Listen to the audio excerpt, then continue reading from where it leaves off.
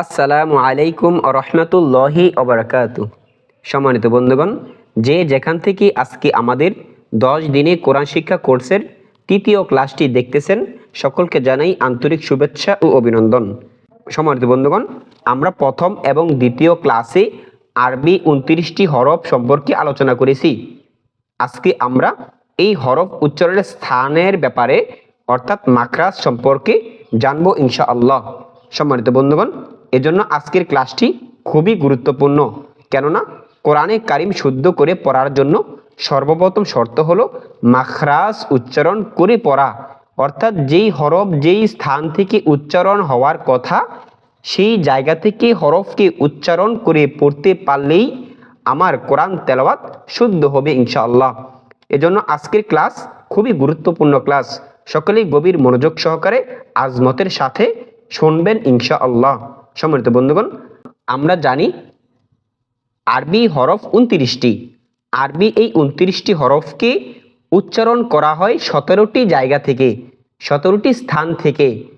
উচ্চারণের স্থানকে মাখরাজ বলে, হরফ উচ্চারণের স্থানকে মাখরাজ বলে।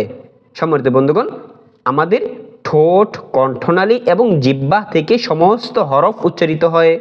এখানে আমরা 3 ভাগে, অর্থাৎ জিহ্বা থেকে কতটি হরফ উচ্চারিত হয়, কণ্ঠনালী থেকে কতটি হরফ উচ্চারিত হয় এবং ঠোঁট থেকে কতটি হরফ উচ্চারিত হয় তা আলাদা করে শিখব ইনশাআল্লাহ। সম্মানিত বন্ধুগণ, সর্বপ্রথম আমরা শিখব কণ্ঠনালী অর্থাৎ গলা। সম্মানিত বন্ধুগণ, সকলে এই নকশার দিকে খেয়াল করবেন। এখানে সমস্ত হরফ কোথা থেকে উচ্চারিত হয় নকশা আকারে দেওয়া হয়েছে। সম্মানিত বন্ধুগণ, এখানে দেখেন হামজা হা, আইন হা, গইন খ, এই 6টি হরফ উচ্চারিত হয় কণ্ঠনালী থেকে, বলা হয় গলা থেকে। গলাকেই কণ্ঠনালী বলা হয়। এখন যদি প্রশ্ন করি এই গলার শুরুর ভাগ কোন পাশে, অনেকে বলবেন এটা হচ্ছে গলার শুরুর ভাগ। কয় না, এটা হচ্ছে গলার শুরুর ভাগ, এটা গলার শুরুর ভাগ, এটা হচ্ছে শেষের ভাগ। এখন হামজা হা কোথা থেকে উচ্চারিত হয়? হামজা হা উচ্চারিত হয় গলার শুরুর থেকে, আইন হা গলার মধ্যখান থেকে, গইন খ গলার শেষ থেকে। এজন্য আমরা 6টি হরফ কোথা থেকে উচ্চারিত হয়? গলা থেকে 6টি হরফ। গলার শুরুর ভাগে হামজা হা, আইন হা গলার মধ্যভাগ এবং গইন খ গলার। সম্মানিত বন্ধুগণ, এজন্য এখান থেকে গলার মধ্যভাগ থেকে যেই 2টি হরফ উচ্চারিত হয়, এই 2টি হরফকে আমি যদি শুদ্ধভাবে উচ্চারণ করতে পারি অবশ্যই আমার তেলাওয়াত শুদ্ধ হবে। এই 2টি হরফ উচ্চারণটাই খুবই কঠিন। আইন এবং হা এই গলার মধ্যভাগ থেকে উচ্চারণ অনেকেই আমরা করতে পারি না। এজন্য বেশি বেশি প্র্যাকটিস করতে পারলে আইন এবং হাকে উচ্চারণ সঠিক হবে। এজন্য সকলের প্রতি অনুরোধ, এই 2টি হরফকে বেশি বেশি তাকরার করে অনুশীলন করে শিখে নেবেন ইনশাআল্লাহ। সম্মানিত বন্ধুগণ, এখন খেয়াল করুন, আমরা 6টি হরফ পেয়েছি গলা থেকে। এখন আমরা শিখব ঠোঁট থেকে উচ্চারিত হয় কয়টি হরফ। ঠোঁট থেকে উচ্চারিত হয় 4টি হরফ, ফা, মিম, বা, ওয়াও। ঠোঁট থেকে উচ্চারিত হয় ফা, মিম, বা এবং ওয়াও। এখন খেয়াল করুন, ফা উচ্চারিত হয় কোথা থেকে? ফা উচ্চারিত হয় নিচের ঠোঁটের পেট, যে নিজে যে ঠোঁট রয়েছে এই ঠোঁটের পেট থেকে। খেয়াল করুন, এটা হচ্ছে ঠোঁটের পেট। এই ঠোঁটের পেট থেকে সামনে যে উপরে দাঁত রয়েছে, 2 দাঁতের আগার সঙ্গে লাগাইয়া ফা উচ্চারিত হয়। এখন খেয়াল করুন, ফা, তাহলে ফা এবং ওয়াও বা মিম, ফা, ওয়াও বা মিম এই 4টি হরফ জিহ্বা থেকে উচ্চারিত হয়। ওয়াও কোথা থেকে উচ্চারিত হয়? যে ওয়াও উচ্চারিত হয় 2 ঠোঁট গোল হয়ে আবার অসম্পূর্ণ মিলন, অর্থাৎ আমার স্বাভাবিক অবস্থা থেকে আমার ঠোঁট 2টি গোল হবে এবং আগের অবস্থায় ফিরে আসবে। ওয়াও। এখন বা উচ্চারিত হয় ঠোঁটের বেজা অংশ থেকে। আমাদের ঠোঁটের অবস্থা 2 প্রকার, অর্থাৎ বেজা অংশ আর শুকনা অংশ। যে বাহিরের যে অংশ এটা মূলত শুকনা অংশ এবং ভিতরের যে অংশ এটা হচ্ছে বেজা অংশ। তো বেজা অংশ থেকে বা এবং মিম উচ্চারিত হয় শুকনা অংশ থেকে। তাহলে আমরা ঠোঁট থেকে কয়টি হরফ পেয়েছি? ঠোঁট থেকে 4টি হরফ, ফা, ওয়াও, বা এবং মিম।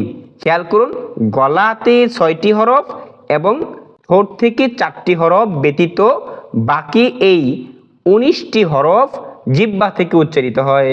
তো বন্ধুগণ, ঠোঁট থেকে 4টি হরফ এবং কণ্ঠনালী গলা থেকে 6টি হরফ ব্যতীত বাকি সমস্ত হরফ কোথা থেকে উচ্চারিত হয়? জিহ্বা থেকে উচ্চারিত হয়। এখন খেয়াল করুন, জিহ্বার গোড়া থেকে কয়টি হরফ? জিহ্বার কিনারা থেকে, জিহ্বার মধ্যখান থেকে এবং জিহ্বার আগা থেকে। আমরা ভাগ ভাগ করে শেখার চেষ্টা করব। জিহ্বার গোড়া থেকে 2টি হরফ উচ্চারিত হয়, ওফ এবং কাফ। কাফ এবং ওফ জিহ্বার গোড়া থেকে উচ্চারিত হয়। এখন খেয়াল করুন, ওফ কোথা থেকে উচ্চারিত হয়? জিহ্বার গোড়া। জিহ্বার গোড়া, এটা হচ্ছে জিহ্বার গোড়া। জিহ্বার গোড়া তার বরাবর উপরের তালুর সঙ্গে লাগাইয়া কফ উচ্চারিত হয়। সম্মানিত বন্ধুগণ, কাফ কোথা থেকে উচ্চারিত হয়? যে জিহ্বার গোড়া থেকে একটু আগে বাড়িয়া তার বরাবর যে তালু রয়েছে এই তালুর সঙ্গে লাগাইয়া কাফ উচ্চারিত হয়। এখন দদ। দদ কোথা থেকে উচ্চারিত হয়? বলো জিহ্বার কিনারা। এটা হচ্ছে জিহ্বার এক সাইড বা একটি কিনারা। এই জিহ্বার কিনারা থেকে উপরের মাড়ির দাঁতের গোড়ার সঙ্গে লাগাইয়া, যে মাড়ির যে দাঁত রয়েছে এই দাঁতের গোড়ার সঙ্গে লাগাইয়া জিহ্বার কিনারা উপরের মাড়ির দাঁতের গোড়ার সঙ্গে লাগাইয়া ওয়াদ। জিম, শিন, ইয়া কোথা থেকে উচ্চারিত হয়? যে জিহ্বার মধ্যখান তার বরাবর উপরের তালুর সঙ্গে লাগাইয়া, যে জিহ্বার মধ্যখান এই মধ্যখানের উপরে বরাবর এই তালুর সঙ্গে লাগাইয়া জিম, শিন, ইয়া উচ্চারিত হয়। এখন খেয়াল করুন, র। জিহ্বার আগার পিঠ তার বরাবর উপরের তালুর সঙ্গে লাগাইয়া র। এখন খেয়াল করুন, লাম। লাম কোথা থেকে উচ্চারিত হয়? জিহ্বার আগার কিনারা।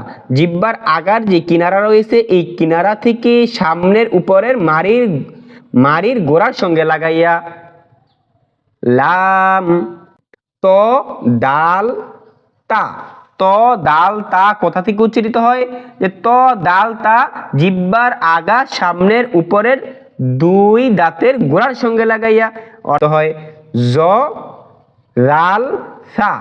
র, জাল, সা কোথা থেকে উচ্চারিত হয়? জিহ্বার আগা সামনের উপরের 2 দাঁতের আগার সঙ্গে লাগাইয়া জ, জাল, সা উচ্চারিত হয়। সম্মানিত বন্ধুগণ, সদ, জা, সিন কোথা থেকে উচ্চারিত হয়? জিহ্বার আগা।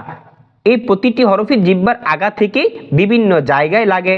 সদ, সিন, জা উচ্চারিত হয় জিহ্বার আগা 2 দাঁতের গোড়ার সঙ্গে লাগাইয়া সদ, সিন, জা উচ্চারিত হয়। সম্মানিত বন্ধুগণ, এই হরফগুলার ধারণা আমরা দিতে পেরেছি, কিন্তু আমাকেই বেশি বেশি তাকরার, বেশি বেশি অনুশীলনের মাধ্যমেই আমি এই হরফের উচ্চারণগুলোকে সঠিক করতে পারবো।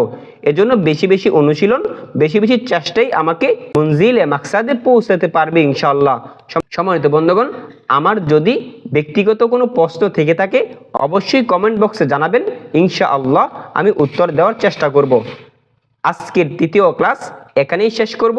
শেষ করার আগে সকলের প্রতি অনুরোধ, আমাদের এই নতুন চ্যানেলটাকে সাবস্ক্রাইব করে পাশে থাকবেন ইনশাআল্লাহ। আসসালামু আলাইকুম ওয়া রাহমাতুল্লাহি ওয়া বারাকাতুহু।